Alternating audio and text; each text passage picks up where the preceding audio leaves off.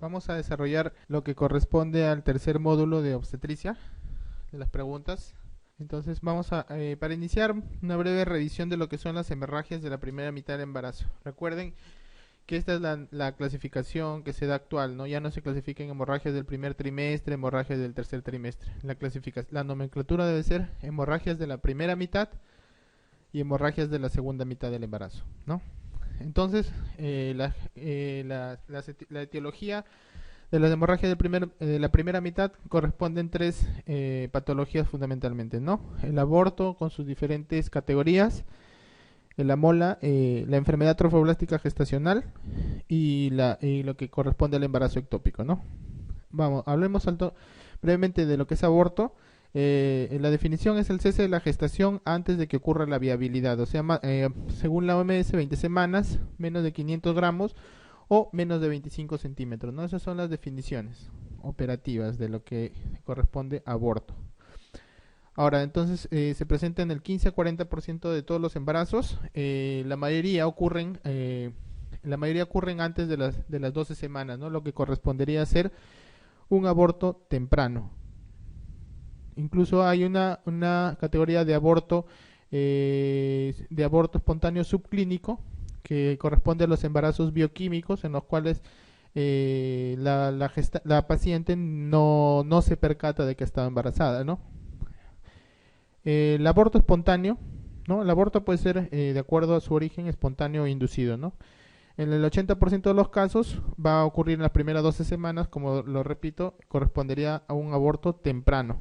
Y generalmente es secundario a cromosomopatías. Ahora, esto va a aumentar, pues, el riesgo va a aumentar con el número de hijos y con la edad de la madre y el padre, ¿no?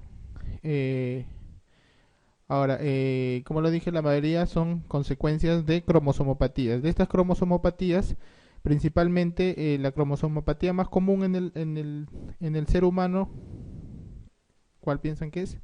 Es la cromosomopatía número 16, ¿no? Entonces la mayoría corresponden a la cromosomopatía número 16. Ahora, generalmente son abortos aneuploides, 50-60% de los productos son expulsados y contienen anomalías cromosómicas, ¿no? La más frecuente es la 16, seguida de la 22 y del 21, ¿no? También está incluido acá lo que es el síndrome de Turner. Ahora, la mayoría de estos defectos son provenientes de la carga genética materna, solo el 5% de la carga genética paterna. Ahora, en un producto euploide, la mayoría generalmente son expulsados en etapas más adelantadas del embarazo. Generalmente son abortos tardíos, ¿no? Más de 12 semanas, menos de 20 semanas, aborto tardío. Y generalmente tienen otros orígenes. Generalmente pueden ser secundarios a infecciones, puede ser TORS, pueden ser infecciones generalizadas, sepsis maternas, pueden ser infecciones vaginales, enfermedades debilitantes crónicas, hipotiroidismo, diabetes mellitus, déficit de progesterona, nutrición, drogas y factores ambientales.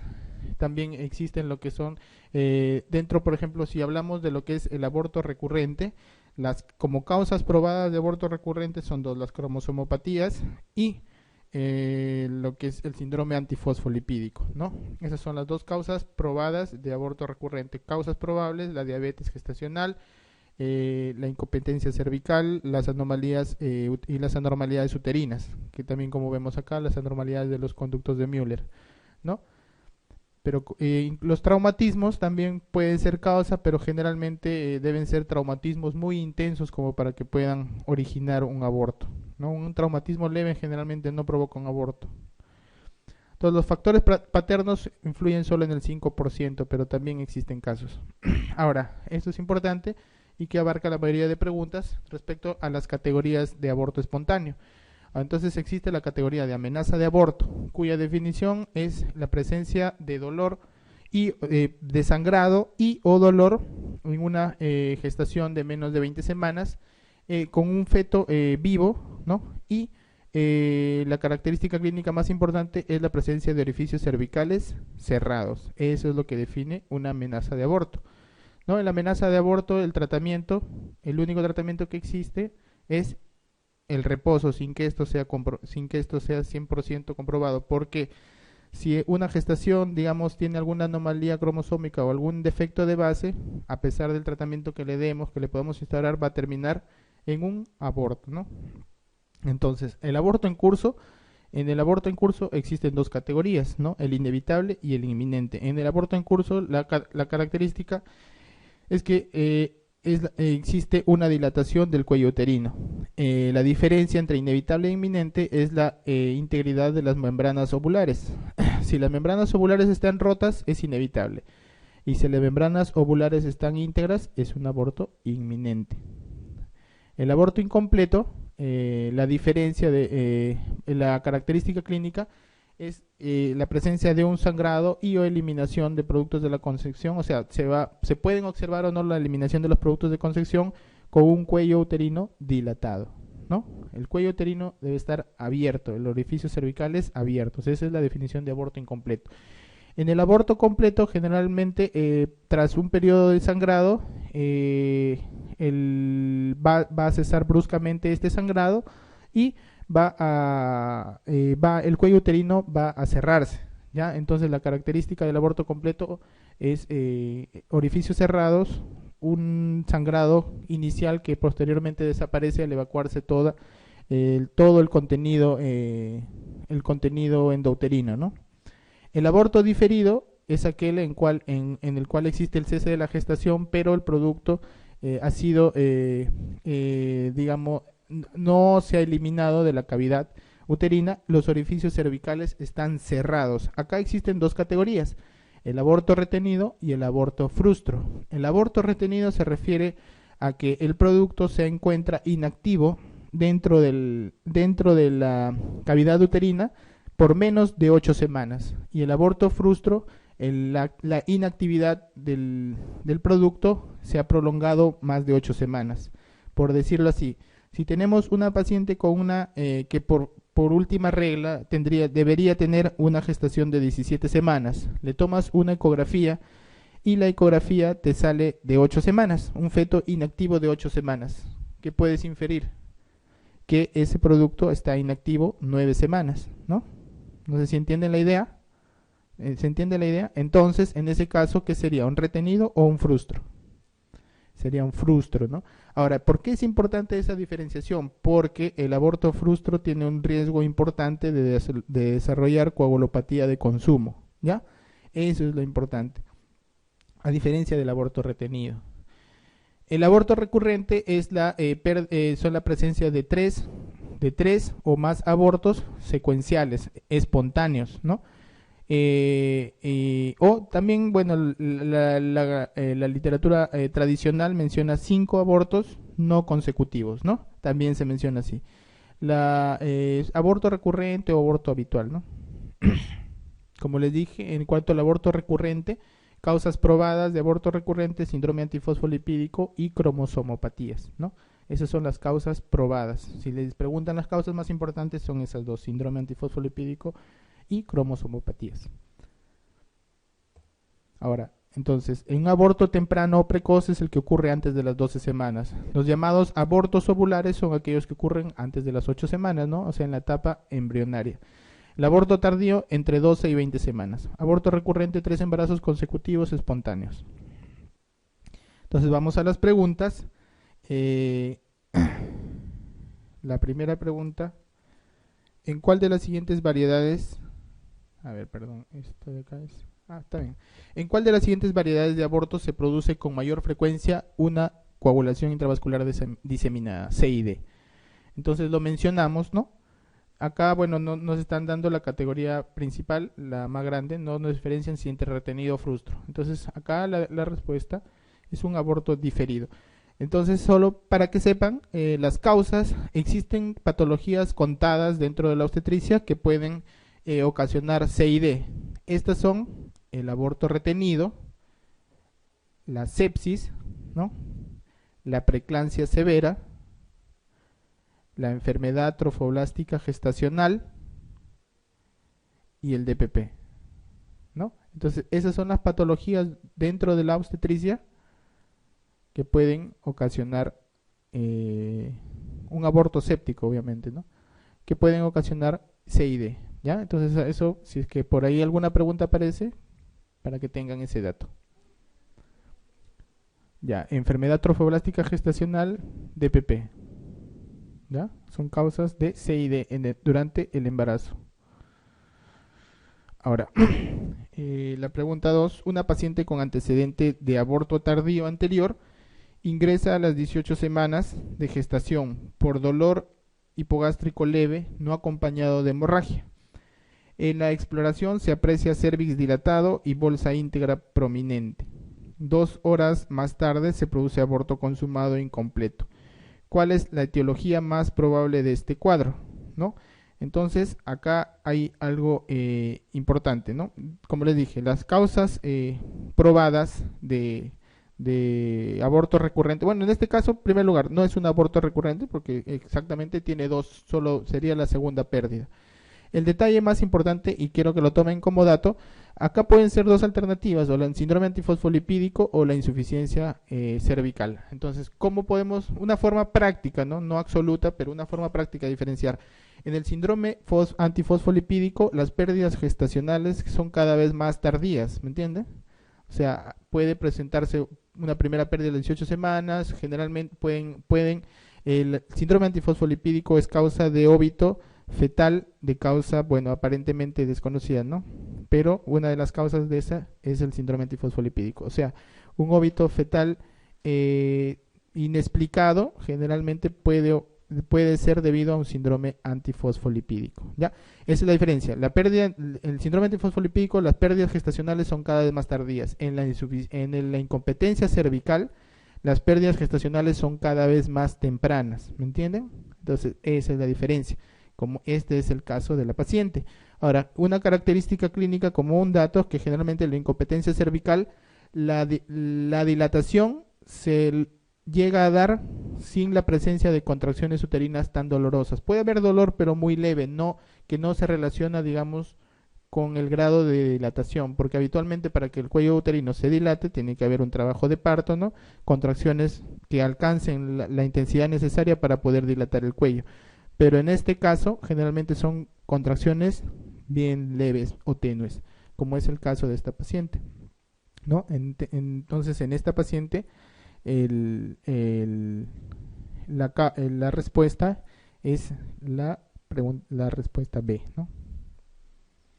Ahora, paciente de 27 años de edad con gestación de 12 semanas que refiere dolor tipo cólico en hipogastrio, pérdida de líquido claro y por momentos escaso sangrado transvaginal. La especuloscopía muestra salida de líquido cerebromático transcervical, al tacto cervix dilatado, ¿no? Útero compatible con la edad gestacional. El diagnóstico probable es, entonces acá nos ubicamos en una paciente que está dentro, presenta clínicamente alguna de las categorías de aborto, ¿no? Ahora, entonces vamos. Si la paciente está con el cuello dilatado, nos vamos hacia la categoría de aborto con el cuello dilatado y probablemente con la gestación todavía intraútero, ¿no? O sea, no ha perdido, no hablan acá que se ha eliminado productos de la concepción, ¿no? No hablan de eso, porque si está con cuello dilatado con eliminación de productos de concepción es un aborto incompleto, pero este no es el caso. Lo único que pasa acá es que el cuello está dilatado, entonces nos vamos hacia un aborto en curso, ¿no? Ahora, dentro del aborto en curso, como les dije, había aborto inevitable y aborto inminente. Aborto inevitable con membranas rotas y aborto inminente con membranas íntegras. Acá en el caso, a la evaluación se está observando pérdida de líquido, lo cual nos haría pensar que la paciente ha roto membranas, ¿no? Entonces estamos hablando en este caso de un aborto inevitable, ¿no? Ahora hablemos de lo que es el embarazo ectópico. El embarazo ectópico, por definición, es la gestación que se implanta en el endometrio fuera de que se implanta fuera del endometrio de la cavidad uterina. Esa es la definición.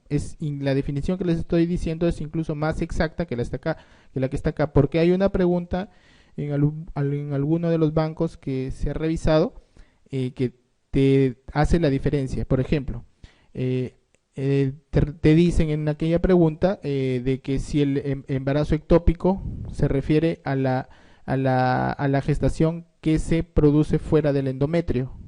No es exactamente así, porque en el embarazo ectópico cornual, digamos, la gestación se ha implantado en endometrio, pero en endometrio del cuerno uterino, que no es normal, ¿me entiendes? Entonces, la definición exacta es la gestación que se ha implantado que no se ha implantado en el endometrio de la cavidad uterina. Esa es la definición exacta, que no se ha implantado en el endometrio de la cavidad uterina. Se hace esa salvedad porque en el embarazo ectópico cornual, como les explico, la gestación sí está implantada en endometrio, pero no de la cavidad uterina, sino del cuerno, ¿ya? Entonces es importante. Una pregunta fácil que a veces, claro, o sea, la zona cornual está cerca de la zona ísmica, ¿no? Es parte del útero, pero no es la cavidad uterina, ¿no? No sé si me dejo entender, pero tiene endometrio, ¿ya? Ahora, corresponde a 1 a 2% de todas las gestaciones. Es la primera causa de muerte materna en el primer trimestre. Generalmente la incidencia del embarazo ectópico ha aumentado por la utilización de las terapias de reproducción asistida. Como vamos a ver, también las terapias de reproducción asistida han aumentado la incidencia de las gestaciones gemelares, ¿no? O gestaciones múltiples en todo caso. Los factores de riesgo. El factor de riesgo más importante para el desarrollo de un embarazo ectópico es el antecedente de un embarazo ectópico previo. Ese es el factor de riesgo más importante, ¿ya? Eso hay que tenerlo muy en cuenta. En segundo lugar, una lesión tubárica, ¿no?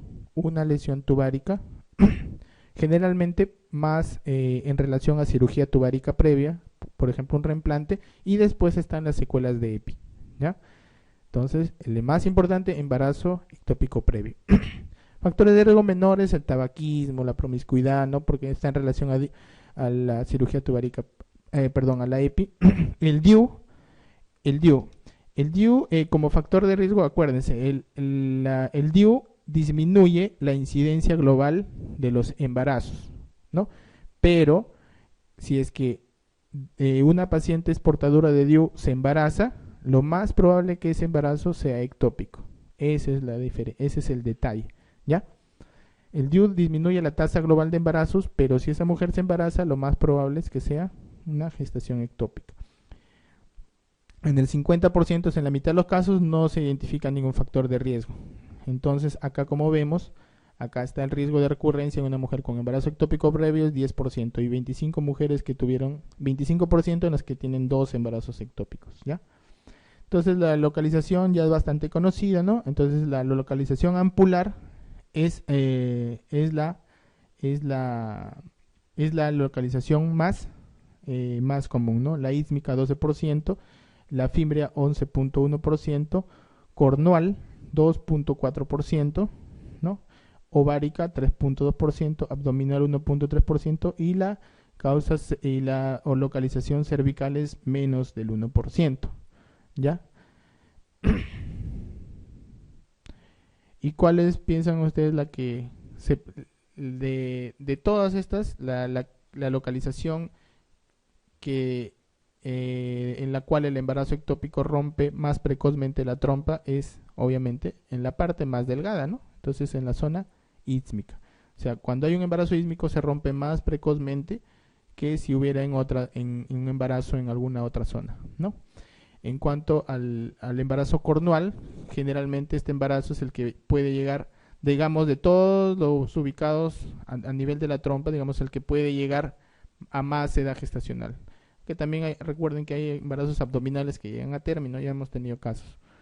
Pero si les preguntan, el cornual es el que puede llegar hasta más edad gestacional. A veces llegan hasta 14, 16 semanas.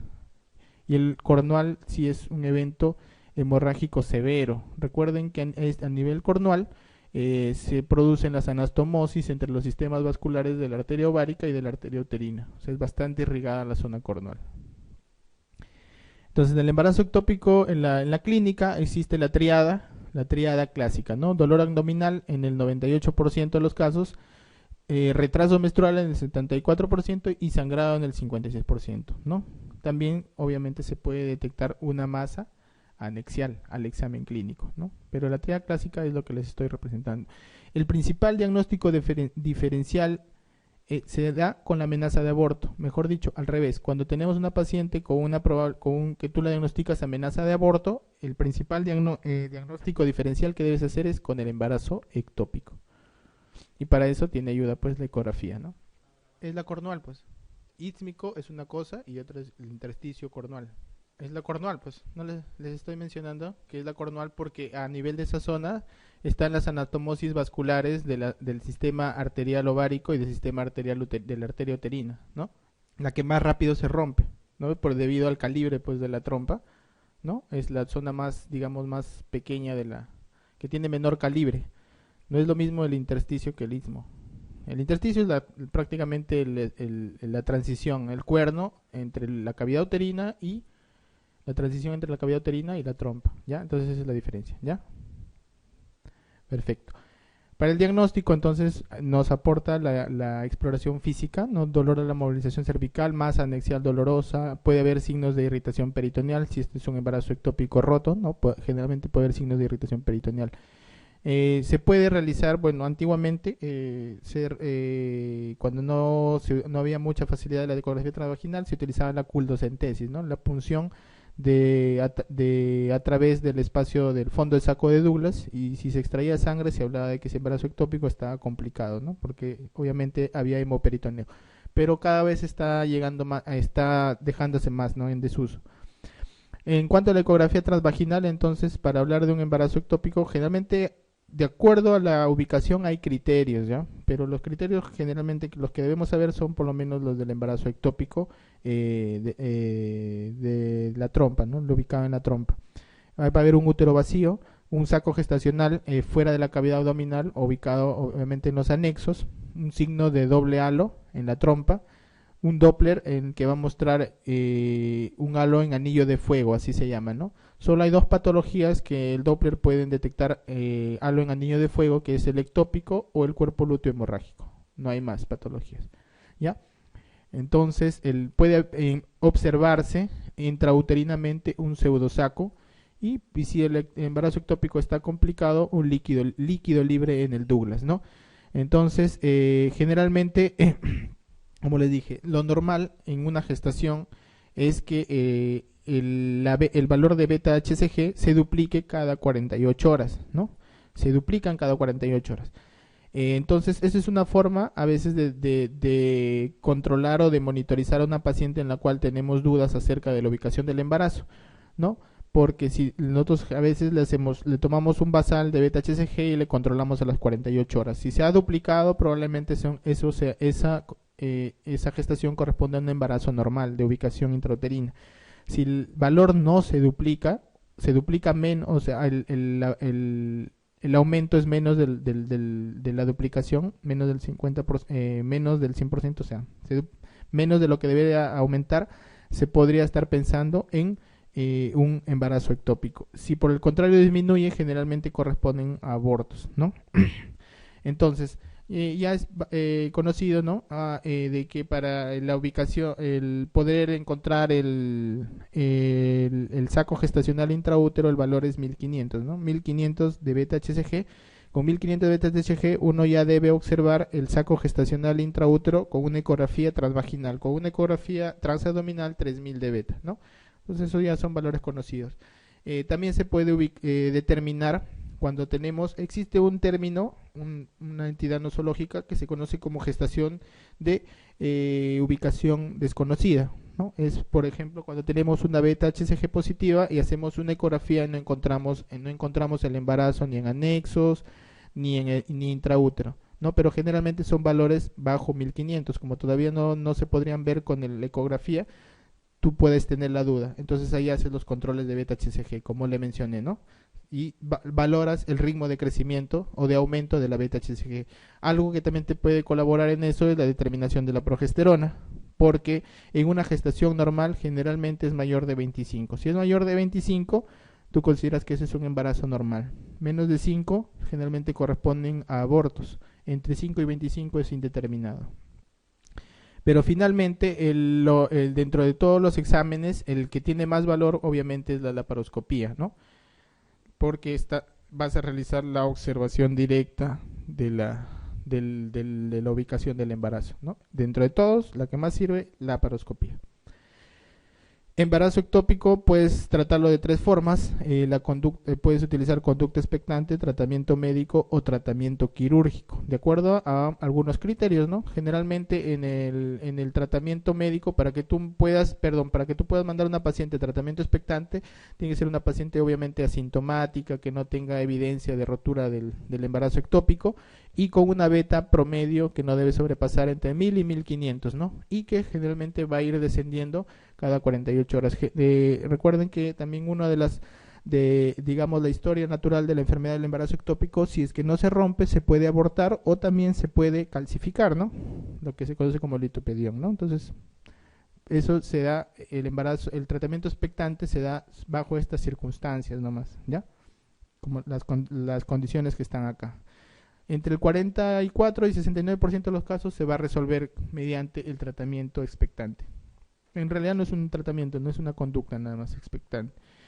El tratamiento médico se va a realizar con metrotexate, ¿no? Que es un antagonista del ácido fólico y va a limitar la proliferación del trofoblasto, ¿no? Porque va a interferir en la síntesis del ADN y de la división celular. Estos son los efectos secundarios que puede ocasionar. Ahora, ¿a qué pacientes podemos darle tratamiento médico, ¿no? Generalmente son mujeres también hemodinámicamente estable. Acuérdense que el metrotexate es hepatotóxico y es nefrotóxico, entonces se supone que debes darle a pacientes que tengan la función renal y hepática normal, ¿no? Sin signos de rotura del embarazo ectópico, o sea, estables. Obviamente pacientes en las que tú, de preferencia hospitalizadas para que tú las puedas monitorizar, ¿no? Diámetro máximo del huevo, o sea, del embarazo no mayor a 4 centímetros, 3.5 la mayoría, ¿no? Beta HCG inferior a 5000 y generalmente la presencia del latido cardíaco, si bien es cierto, no es una contraindicación absoluta, pero generalmente la hace menos aconsejable el uso de metrotexate. La paciente obviamente debe estar informada de los riesgos que conlleva brindar un tratamiento médico. Y evitar embarazo en los 3 próximos meses al tratamiento para evitar los efectos teratogénicos del metrotexate, ¿no? Entonces se puede dar metrotexate en dosis única, se puede dar metrotexate en 2 dosis o metrotexate en multidosis, ¿no?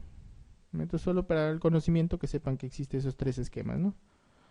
Pero básicamente saber que se puede tratar, hay 3 tipos de tratamiento: quirúrgico, médico y el conducta expectante. En cuanto al quirúrgico, puedes hacer una salpingostomía o una salpingectomía en función obviamente de la fertilidad futuro y también en función del estado de la trompa. Pues a veces la trompa está tan deformada o tan alterada que no puedes salvarla y tienes que hacer una salpingectomía, ¿no? Entonces, bueno, eso es lo que estábamos hablando. Entonces vamos con las preguntas. La primera pregunta nos habla de la localización. Es una pregunta que bastantes veces ya ha venido. La localización más frecuente del embarazo ectópico es, hablamos que la ámpula es 70%, ¿no? Entonces la porción ampular.